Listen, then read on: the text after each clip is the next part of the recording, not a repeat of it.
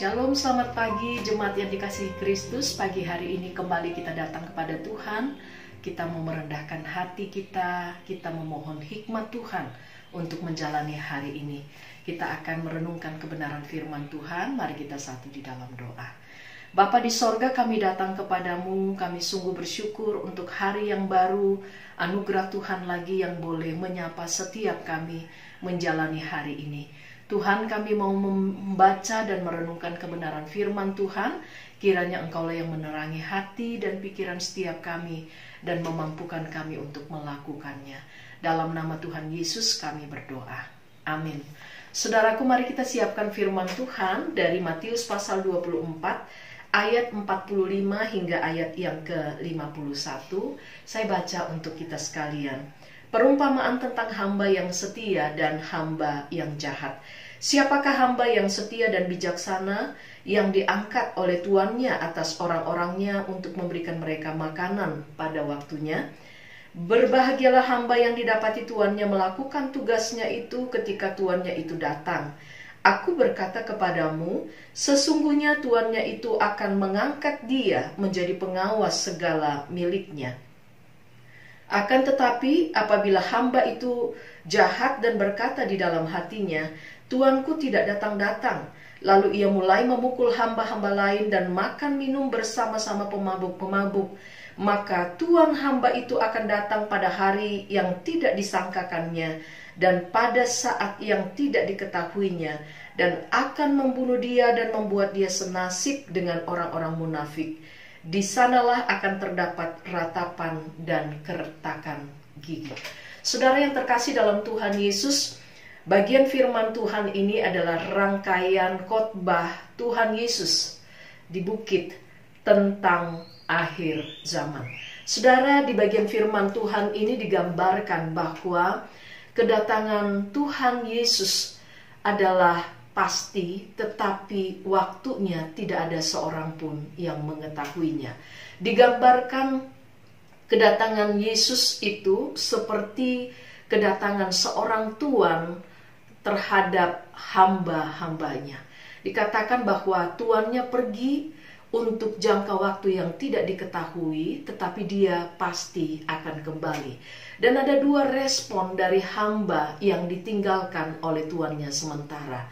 Hamba yang pertama ditemukan menjadi hamba yang setia dan bijaksana, di mana dia tahu bahwa tugas seorang hamba adalah melakukan apa yang menjadi tanggung jawabnya yang sudah diberikan oleh tuannya. Dia mengisi waktu-waktu yang ada dengan baik dan maksimal. Dia mengerjakan dengan sungguh-sungguh apa yang menjadi pekerjaan yang harus dilakukan, walaupun tidak ada controlling, walaupun tidak ada tuan di sekitarnya. Dan dia melakukan dengan maksimal, dengan harapan ketika tuannya tiba, dia akan membawakan hasil yang memuaskan, yang menyenangkan bagi tuannya. Dan dikatakan ketika tuannya datang, tuannya begitu memuji dia dan memberikan dia kepercayaan yang lebih baik lagi. Sedangkan ada tipe hamba yang kedua, yaitu hamba yang jahat. Ketika dia tahu tuannya tidak kunjung pulang dan dia tidak tahu apakah tuannya akan pulang, dia menggunakan waktu dengan semena-mena. Dia melakukan hal-hal yang tidak baik, bahkan melakukan hal-hal yang jahat, dan dia menyia-nyiakan tanggung jawab waktu yang diberikan oleh tuannya.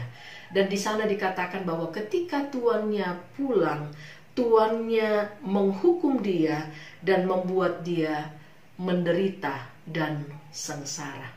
Saudara yang terkasih dalam Tuhan Yesus, ini menjadi peringatan bagi setiap kita, orang-orang yang sedang menantikan kedatangan Yesus kali yang kedua. Kita memiliki waktu yang sama, 24 jam sehari. Kita tidak tahu kapan Tuhan Yesus akan datang, hari ini, minggu ini, bulan ini, tahun ini, atau kapan. Tetapi satu hal yang pasti bahwa Tuhan Yesus akan datang kembali. Dia akan menghakimi dunia dengan segala kejahatannya, dan Dia akan memberikan reward, penghargaan kepada umatnya yang setia dan bijaksana. Saudara, mari ketika firman Tuhan ini kita renungkan bersama-sama, kita mau memberikan jawaban bagi kita sendiri ketika Tuhan Yesus datang kali yang kedua. Sebagai hamba yang seperti apakah Tuhan temukan kita? Apakah kita menjadi hamba yang setia dan bijaksana, atau menjadi hamba yang jahat? Kiranya Tuhan menolong kita mengisi waktu-waktu yang ada, dan kita boleh bersyukur atas segala sesuatu yang kita boleh kerjakan. Amin. Mari kita satu di dalam doa. Tuhan Yesus yang baik, kami bersyukur karena hari ini kami boleh mendengarkan firman Tuhan. Mampukanlah kami Bapa supaya kami ditemukan Tuhan menjadi hamba yang setia dan bijaksana. Kami boleh mengelola setiap waktu-waktu yang ada dengan baik, dan kami mempermuliakan Tuhan dengan segala sesuatu yang boleh kami kerjakan. Terima kasih Bapa, berkati setiap jemaat-Mu yang di rumah, yang di tempat pekerjaan, tempat studi, yang melayani, apapun yang kami kerjakan, kiranya Tuhan yang memimpin, Tuhan yang menyertai, dan Tuhan yang memberkati. Dalam nama Tuhan Yesus kami mengucap syukur dan berdoa. Amin.